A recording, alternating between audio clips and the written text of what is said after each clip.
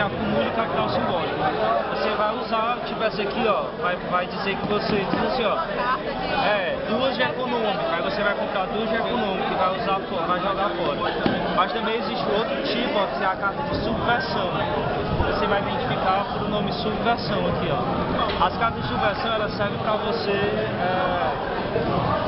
excluir o capital do outro, fazer alguma maldade, impedir o outro de jogar, sabe, dentro desse nível. Então, o curo de luta simbólica funciona dessa seguinte forma. Primeiro, você obrigatoriamente abre mão de uma carta de ação simbólica, descarta ela, e as outras duas você usa ou não, dependendo da sua estratégia de jogo. Mas se você não quiser usar, você descarta, é obrigatório descartar, você não guarda, e você termina o seu turno puxando mais 3 cartas.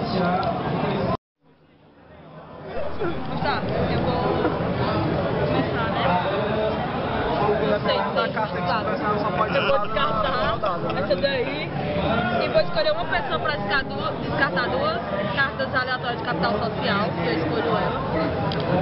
Mas não tem capital social. Duas aleatórias. Duas aleatórias. Aleatória. É, aleatória. Baralha. Ah, é verdade. Baralha tudo. Vai que a sorte tá...